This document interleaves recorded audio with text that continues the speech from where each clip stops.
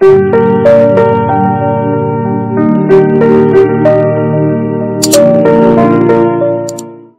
Messieurs, bonjour ou bonsoir, tout dépend d'où est-ce que vous êtes dans le monde. Nous recevons aujourd'hui sur ce plateau de Homecoming Dr Aliou Djiba qui va nous parler de lui. Dr Aliou Djiba qui a vécu quelques années en Allemagne, qui est parti du Sénégal, a vécu en Allemagne et puis a décidé de revenir, mais justement peut-être avant de rentrer dans le vif du sujet, de saluer le docteur. Comment allez-vous, Dr Djiba? Je vais très bien. Alors, Dr Djiba, comme je vous le disais tantôt, très heureux de vous retrouver sur Homecoming, l'émission Homecoming, que je rappelle que vous pouvez voir sur Madère TV à voir sur www.maderpost.com ou les applications africaorigine.net et Limex TV. Qui est Dr Djiba? Un Sénégalais, un simple Sénégalais, comme tous les autres. Voilà, qui à un moment donné de son existence a décidé de quitter le pays pour aller de l'autre côté. Et voilà, donc ça a amené le jeune Aliou Djiba en Russie d'abord, 7 ans après. Voilà, il a émigré de la Russie vers l'Allemagne. De là-bas, il a continué ses études dans le cadre de sa formation, plus précisément dans les sciences de la Terre. Et voilà, de 2002 à 2021, le voilà retour au Sénégal avec en poche un doctorat en géologie minière, en géochimie et en pétrographie. Ça veut dire quoi, pétrographie? Pétrographie, c'est la science des roches, c'est l'étude des roches. C'est-à-dire l'étude des roches dans les deux différents processus. Le processus de cristallisation jusqu'au processus de ce qu'on appelle obduction, c'est-à-dire la roche est cristallisée au fond et puis elle est remontée au niveau de la surface, on voit ce qu'on appelle granit ou autre roche. Et dans l'autre sens, subduction, c'est-à-dire enfouissement, consolidation, enfouissement, métamorphisme, jusqu'à un certain degré de température, la roche au fond, et on a le magma. On a le magma. Le magma. Donc la pétrographie étudie la roche dans ces deux sens d'évolution. L'évolution qui mène jusqu'à la formation du magma, c'est-à-dire la roche s'enfuit en profondeur, bien entendu ça dure des millions d'années, et ensuite l'autre processus opposé qu'on appelle obduction, qui par exemple un granit qui est formé à 15 km de profondeur, remonte jusqu'à la surface. C'est passionnant? Très passionnant, très très intéressant. Ça englobe presque la vie de l'humanité, la vie de la Terre. Voilà. Alors, vous parlez de Russie tout à l'heure avant de venir en Allemagne. Vous êtes allé en Russie parce que vous avez fait le russe dans votre cursus secondaire? Non, pas du tout. À cette époque, j'étais jeune étudiant ici à l'université, il y avait des grèves, des pressentis de grève. Voilà, j'ai eu une bourse en Russie et voilà, je suis parti. Sans jamais avoir fait le russe? Jamais du tout, jamais du tout. Je suis arrivé là-bas à Moscou. Voilà, on nous a envoyés dans une ville qui s'appelle Voronezh. Voronezh, c'est à la frontière avec l'Ukraine. Et c'est là-bas qu'on a appris le russe pendant 6 mois. Après 6 mois, c'est fini. On nous a envoyés dans nos universités respectées. Le russe, facile? Une langue facile? Oui, avec de bons professeurs, c'était très facile. On était encore très jeunes Sénégalais étudiants, vraiment. On a beaucoup impressionné les professeurs russes. Et aussi, on a bénéficié d'un très bon système académique qui nous a rapidement formés. Et en 6 mois, voilà, on a embrassé les études supérieures. Mais c'est toute une autre réalité. Effectivement, une langue avec presque 36 lettres alphabet. On a quitté, je crois, le français, c'est 26, non? Oui. Voilà, donc là-bas, c'est autre chose, c'est un autre horizon. Mais c'est passionnant. Et le froid russe? Oui, au début c'était difficile. On arrivait à Moscou, il faisait 36 degrés, moins 36 pardon. Moins 36 c'est la glace. Mais tu vois même pas, vous voyez même pas les feuilles, tout est blanc, voilà. Donc c'était en plein hiver et on nous a envoyé encore vers le nord, à Voronezh. Là encore c'est pire. Et on est resté là-bas 6 mois tu vois même pas le sable, c'est rien que tout est blanc. Et vous étiez le seul Sénégalais? Non, on était beaucoup. Quand on quittait ici, on faisait le voyage, on était 6. Arrivé là-bas, il y avait aussi des étudiants sénégalais. Les Sénégalais sont partout. Ils sont partout. Ouais. Vous faites 7 ans en Russie et puis après vous décidez de quitter pour venir en Allemagne. Après 7 ans, voilà, donc j'ai décidé de venir continuer. C'était quand même, il y a eu des changements, c'était pas facile de vivre là-bas. Voilà, on s'est battu pour quitter. Parce que vraiment, on ne s'est pas vu dans le milieu. Dans le milieu russe? Perspectivement. Dans la perspective. Voilà, donc c'était pas tellement prometteur. Donc on a décidé de partir. Je suis passé par la Biélorussie, l'Ukraine, la Pologne et puis je suis entré en Allemagne. Un véritable périple. Voilà, justement. Et vous arrivez en Allemagne, alors c'est une autre culture. Voilà, je suis arrivé à Hambourg, voilà, c'est une autre culture, c'est un autre monde, d'autres réalités. Heureusement, beaucoup de Sénégalais plus que là-bas, hein, voilà, c'était un peu, je suis un peu plus proche de l'Afrique, parce qu'il y avait beaucoup de Sénégalais, beaucoup d'Africains. Voilà, on est un peu payé, de là-bas on était dépaysés, mais ici vraiment on était un peu proche de ses ressources. C'est moins froid aussi. Oui, moins froid, mais c'est toujours le froid qui est là à côté. C'est moins froid, mais plus vivable. Hein. Plus vivable. Alors, vous arrivez en Allemagne, c'est un autre monde, vous recommencez. Oui, j'étais venu pour faire mon 3e cycle, parce que je voulais faire de l'agronomie, continuer. Bon, malheureusement, à l'université de Hambourg, il n'y avait pas d'université agronomique. Donc j'ai cherché. Il y avait la faculté des mines qui était libre parce que les Allemands n'aimaient pas ça tellement. Il me fallait une place parce que en tant qu'étudiant, il fallait vraiment s'inscrire, sinon tu risques d'avoir des problèmes de séjour. Alors là, vraiment, je me suis engagé dans la faculté des sciences de la Terre. Voilà, à l'université des sciences de la Terre. J'ai fait 1 an d'allemand pour aussi apprendre l'allemand. Voilà, après, je suis admis à la faculté. C'était en quelle année ça? C'était en 2003, exactement. En 2003 que j'ai commencé les études de langue. En 2005, j'ai commencé les études académiques. Alors, qu'est-ce qui vous poussait à étudier? Beaucoup de Sénégalais voyagent, beaucoup n'étudient pas, essaient d'avoir des statuts différents.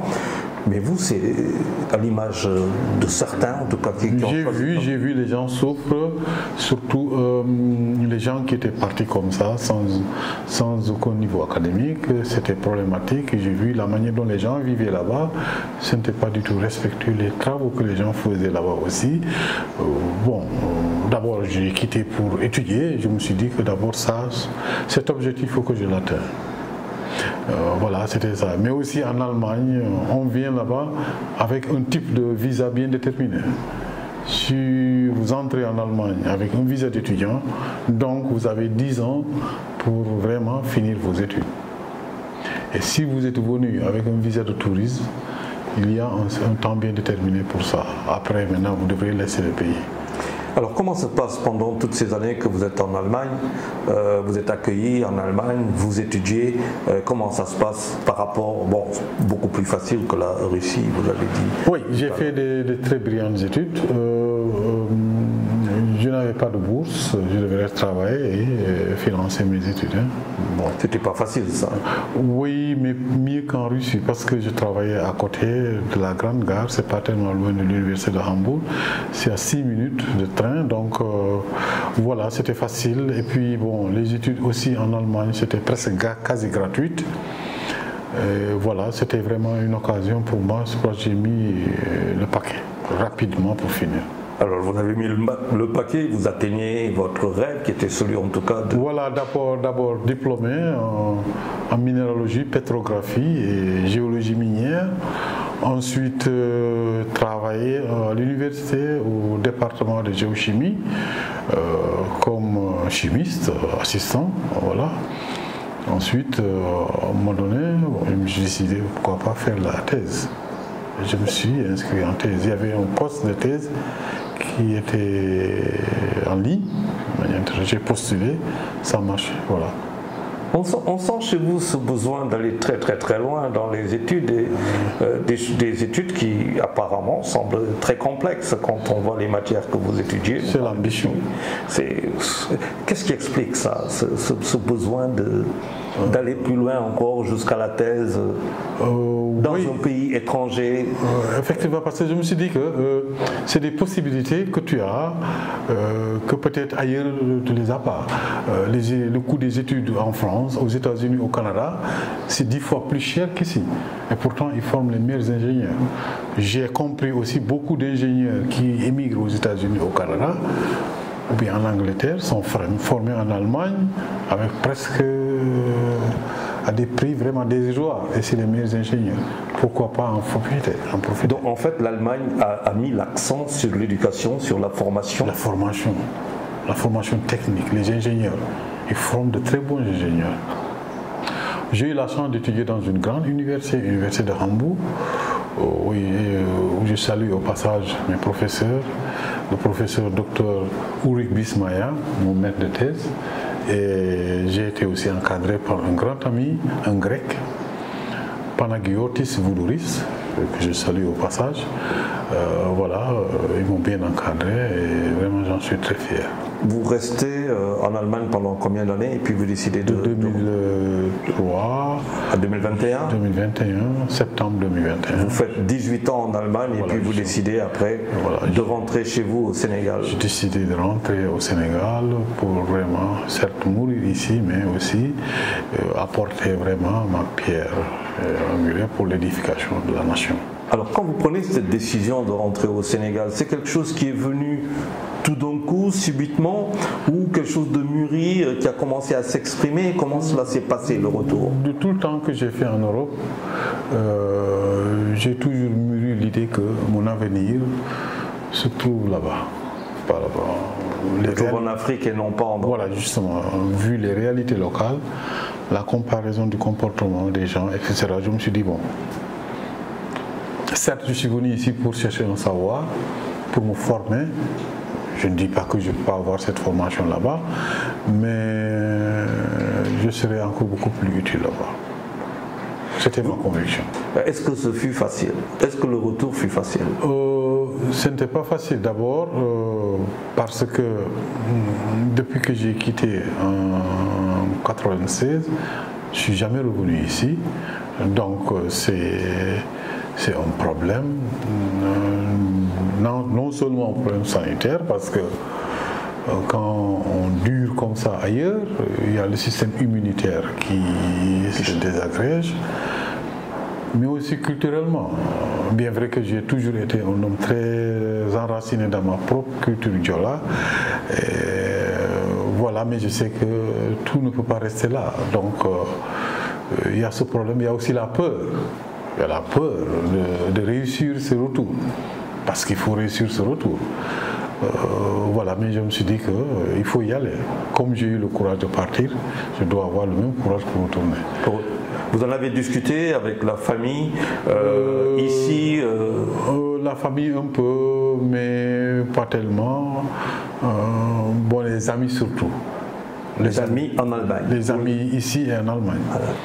Les amis ici en Allemagne, vu aussi ma formation, beaucoup d'amis m'ont conseillé vraiment de partir. Est-ce que la culture, elle vous a aidé à vivre ailleurs qu'au Sénégal, votre culture? Oui, je peux dire cette originalité, cette ténacité, vraiment, je m'identifie par rapport à ça, mais aussi mon éducation. Vous quittez aussi peut-être au niveau salarial, peut-être que c'est pas comparable, un confort, une société qui offre aussi dans le cadre médical, à plusieurs autres niveaux. Vous quittez tout ça pour venir ici. C'est une renonciation ou le retour est plus fort que tout ça? Le retour est plus fort que tout ça. Sinon je n'allais pas finaliser la décision. Le retour est plus fort que ça, mais je reconnais aussi, il y a quelque part dans un coin du cœur un petit remords, parce que, comme vous venez de le dire, il y a un certain nombre de privilèges qu'on a dû renoncer pour vraiment embraser cette décision, et c'est tout à fait normal. Toute décision a des inconvénients et des avantages. Le système sanitaire, c'est pas la même chose. Et je suis assuré vraiment là-bas, donc j'ai besoin de médecins, à moi de faire le choix, je vais là-bas, je n'ai pas la queue, on me soigne rapidement, je m'en vais. Il y a aussi les déplacements qui sont très faciles, le temps que j'ai pris pour venir ici chez vous, c'est pas tout facile. Les embouteillages. Alors que nous sommes à moins de 6 km. Justement, les embouteillages qui sont 7 jours sur 7 que je n'arrive pas à comprendre, c'est des problèmes, mais c'est chez moi. Je dois y être, je ne suis pas mieux que ceux qui sont là. Donc il faut travailler, comme tout le monde, pour changer tout cela, c'est tout à fait normal. Mais mon retour a été surtout fortifié par un contact.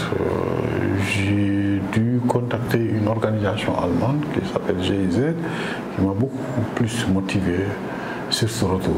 Vous parlez du programme Migration et Diaspora. Le programme Migration et Diaspora, qu'on dit en allemand Fachkraft, Rückkehr in die Fachkraft, le retour des spécialistes.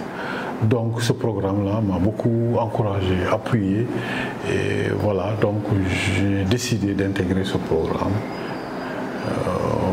Mais vous me permettez de saluer au passage la coordinatrice locale de ce programme qui s'appelle Maïmouna Bassek, Madame Maïmouna Bassek, qui m'a beaucoup encadré depuis là-bas jusqu'ici, une dame très brave, courageuse et qui fait un beau travail. Vraiment, je l'encourage au passage. J'imagine qu'il y a beaucoup d'experts aussi sénégalais qui sont en Allemagne, qui aimeraient peut-être rentrer. Et vous leur conseillerez aujourd'hui de faire comme vous? Absolument, absolument. Vous savez, le retour, c'est une grande responsabilité. On ne retourne pas pour venir errer ici. Surtout que si on est dans une position confortable là-bas. Donc si on doit laisser des privilèges là-bas, ce n'est pas pour venir boire de l'air ici. Donc c'est quelque chose qui s'organise, qui se prépare, parce que ce que je viens de vous dire, il y a toujours la peur de rater son retour. Donc les gens veulent avoir la garantie. Et sur ce, vraiment, j'encourage mes compatriotes qui sont de l'autre côté. Le succès ne se sert pas sur un plateau. C'est un plateau. On le cherche, on se bat pour l'avoir. Donc on s'organise, personne ne viendra organiser votre retour parce que vous avez organisé vous-même votre départ. D'autant qu'il y a un programme Migration et Diaspora qui est là pour aider, accompagner, Surtout que, moi-même, j'ai pris exemple mes aînés dans ce programme, un certain Cheikh Diallo, qui a reçu les services de ce programme Migration et Diaspora, qui facilite, encourage, ouvre des tuyaux aux compatriotes qui sont de l'autre côté. Et je pense bien que c'est un appui supplémentaire, une garantie supplémentaire, bien vrai qu'elle n'est pas à 100%, parce que aussi ça dépend de la formation et des désirs de tout un chacun. Mais je pense que le programme Diaspora est là pour conseiller, canaliser et aider, appuyer, accompagner les compatriotes. Et vous revenez avec un peu d'Allemagne aussi? Oui, effectivement, je suis revenu avec ma femme, que j'ai connue d'ailleurs à l'université, s'appelle Despina Chaloupa, que je salue au passage. Donc je ne cesserai jamais de la remercier. Quand je devrais quitter, sa maman m'a dit, bon, celle-là, tu la laisses pas ici. Et elle aussi, donc on a préparé tout ce voyage-là, ce retour-là ensemble vraiment. C'était un projet. C'était votre projet seulement vous, mais ça devient un projet familial. Absolument, et ça reste toujours, c'est toujours à l'état de projet. Bien vrai que, un projet, on le réalise par étapes. Nous sommes dans la réalisation de ce projet-là. Elle est là toujours à mes côtés. Hier, elle était avec avec la famille, et voilà, préparer à manger, tout ça. Je l'ai inscrit à l'université, apprendre le français, etc. Elle est très engagée. Et là, c'est l'inverse qui se fait, que Malone qui vient de découvrir une autre culture. Déjà qu'elle connaissait déjà avec vous. Comment ça se manifeste, ça? Elle vient d'une famille intéressante, de père grec et de maman allemande. Donc, d'abord, elle est le résultat d'un brassage culturel. Voilà, moi qui suis africain, sénégalais, voilà, ce brassage-là, vraiment, je le trouve fantastique. Vous arrivez au Sénégal, vous retrouvez un cœur de métier qui est le vôtre, avec un métissage entre la Russie et l'Allemagne. Vous arrivez, ça se passe comment pour ce Sénégalais émigré de retour? Mon séjour en Russie, doublé de mon séjour en Allemagne, m'ont beaucoup formé, c'est des séjours qui m'ont beaucoup formé. C'est pour cela, quand je suis arrivé ici, et heureusement, Dieu merci, durant tous ces séjours que j'ai fait là-bas, j'ai toujours travaillé. Donc, intégrer le monde du travail, c'est vraiment très facile pour moi. C'est un bonjour malgré la différence de mentalité. Ça n'a pas été difficile pour moi. J'ai dirigé un projet en Allemagne. Dans le cadre de ma thèse, surtout, j'ai dirigé un projet de recherche en Grèce là-bas, donc j'ai toujours la manie de gérer un personnel. Voilà, je suis venu ici, je suis nommé directeur des services géologiques de la SOMISEN, la Société des mines du Sénégal, où je dirige un département. Donc voilà, je suis toujours dans mon milieu, surtout que dans le domaine scientifique, et surtout et précisément dans le domaine des sciences de la Terre. Le langage est le même, les réalités sont les mêmes, et j'étais ébahi et facilement j'ai connu une intégration dans le monde, dans mon milieu. Mais le Sénégal peut-il compter sur sa terre? Parmi tant d'autres pays africains, le Sénégal, c'est un pays minier. Ouais, c'est un pays minier en ce sens qu'au sud-est du Sénégal, c'est une zone extrêmement riche en minerais, vraiment utiles, des minerais stratégiques, on les appelle ici. Il y a du cuivre, il y a de l'or, il y a les terres rares, il y a le manganèse, il y a les platine elements, il y a beaucoup de minerais vraiment extrêmement stratégiques pour l'industrie au Sénégal, surtout au sud-est. Mais il y a aussi le zircon qu'on découvre au Sénégal. C'est un pays immensément riche dans le domaine des minerais. En dehors de ça, il y a les hydrocarbures qu'on vient de découvrir, le pétrole, le gaz, etc. Donc vraiment, si c'est bien géré, et je pense bien que ça va être bien géré, on peut vivre de notre ressources naturelles. Il y a de quoi créer des industries locales, nationales par rapport à ces ressources minières? Absolument, absolument. Nous avons la matière première, nous avons les ressources. Donc moi, je suis de ceux qui pensent que vraiment nos ressources naturelles, nos minerais extractifs doivent être traités ici au Sénégal. Ça va nous permettre de créer des industries de transformation qui vont créer de la plus-value, qui va créer de la richesse. C'est ça le salut du pays. Je ne suis pas pour l'export de ces matériaux à l'état brut ou semi-traité. Il faut créer des industries ici au niveau local, les traiter ici et ensuite les vendre. On va créer de l'emploi, les gens vont travailler, les jeunes vont se former, etc. C'est ce qui va créer de la richesse, c'est ce que je crois. L'Allemagne se distingue justement par la création de ces petites et moyennes entreprises il y a plusieurs années de ça, et qui est devenue ce qu'elle est, une véritable puissance industrielle, aujourd'hui une puissance économique et financière. Est-ce que c'est le pari que le Sénégal devrait faire? Oui, vous savez, le Sénégalais est très intelligent, d'abord, ça je le manie. Le système allemand, industriel allemand, a un soubassement de ce qu'on appelle ici les PME. Ils appellent ça Mittelständige, c'est-à-dire la petite et moyenne entreprise. Ils sont très développés, ils sont nombreux.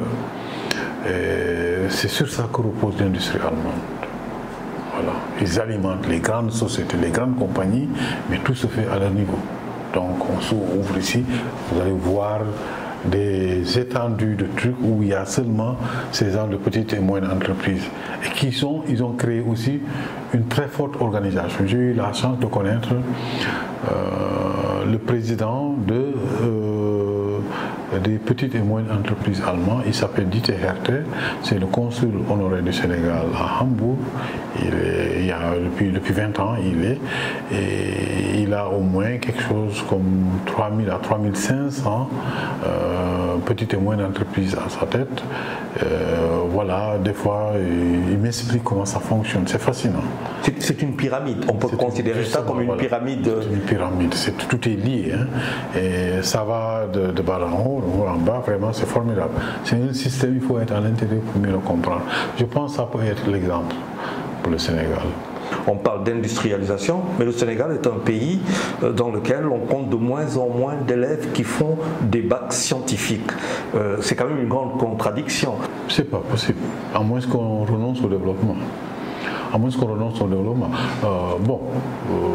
C'est peut-être un héritage colonial, hein, un passé colonial. L'orientation dans le cadre de la formation des Sénégalais, alors que, je ne pense pas que c'est ce qui va développer. Vous pensez qu'il y a un peu plus de pragmatisme qu'on devrait avoir justement sur ces formations techniques d'ingénierie? Nous avons des besoins en formation, nous avons des besoins en ingénieurs, nous avons des besoins en chercheurs. La matière est là. Voilà, voyez-vous, maintenant on est en train de former des spécialistes du pétrole, alors que c'est des choses qui pouvaient être anticipées depuis longtemps. Les gens savaient qu'il y avait des indices de formation gazière et pétrolière au Sénégal. Les gens savaient qu'il y a des minéraux au Sénégal quand même. Moi j'ai étudié la géologie sénégalaise et il y a des indices de minéralisation qui ont été signalés depuis les années 1800, depuis l'époque coloniale. Les gens savaient qu'il y en a. Maintenant, peut-être il y a un déficit de prospection, mais les gens savaient. Pourquoi ne pas former des gens vraiment qui vont aller dans ça? Plus que vous formez d'ingénieurs dans un domaine, plus que le besoin vraiment d'exercer dans ce domaine s'impose. Donc vous êtes en train de dire qu'à partir du moment où on a une pleine connaissance de l'aménagement, quand on connaît son terrain, quand on connaît son territoire, on forme en fonction du territoire dans lequel on vit. Mais autrement, ça n'aura pas de sens. Donc nous avons passé notre temps à plus former, peut-être on aurait dû former beaucoup plus d'ingénieurs que former des littéraires. Nous manions vraiment beaucoup le français. Bon, les gens passent à parler français, d'autres même ça ne les suffit pas de parler bien le français. Maintenant, ils veulent vraiment l'accent français. C'est aberrant, vraiment. Alors que les gens n'ont pas le temps. Nous n'avons pas le temps. Je pense qu'il est temps que nous soyons, comme vous le dites, beaucoup plus pragmatiques. Il faut que nous allions à l'essentiel. Il faut aller à l'essentiel, produire les types d'ingénieurs que l'industrie ou bien le Sénégalais a besoin pour vraiment aller de l'avant. Parce que vraiment, on n'est plus au temps où on doit attendre des gens qui vont venir nous traiter des choses que nous pouvons en réalité traiter. Ce d'autant qu'il y a des Sénégalais qui sont experts dans plusieurs domaines. Dans plusieurs domaines. En Allemagne. Qui sont ailleurs. Oui, vous en connaissez beaucoup qui souhaiteraient rentrer au Sénégal? Oui, j'en connais beaucoup. Qui sont dans le pétrole, dans le gaz, dans les mines, dans la chimie, la physique, etc. De grands ingénieurs, de savants, mais qui ne se retrouvent pas ici parce que le milieu n'est pas propice pour leur épanouissement. Je ne dis pas qu'ils sont mieux que ceux qui sont là. Sont-ils répertoriés, les connaît-on? Oui, je crois qu'il y avait un programme là-bas des Sénégalais qui voulait répertorier les cadres sénégalais qui sont là-bas. Nous arrivons au terme de notre émission. Revenons sur migration, diaspora.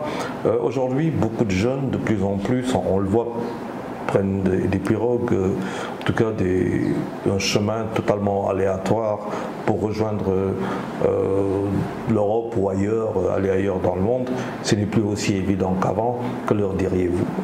C'est une bêtise, mon frère. C'est une bêtise, ça ne sert à rien parce que c'est des gens, généralement, quand ils arrivent là-bas, c'est la grande déception. C'est la grande déception. En tant qu'étudiant, bon, on devrait faire des petits jobs, etc. On nous a menés pour traduire ces gens-là. Même en foi, tu as les larmes aux yeux.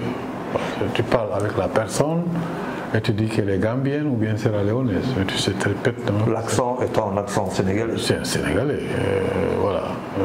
Tu parles, des fois en parlant rapidement, tu lui balances quelques mots wolof. Avant, en Allemagne, les Sénégalais, les premiers, ils étaient bien, ils travaillaient, vraiment ça marchait.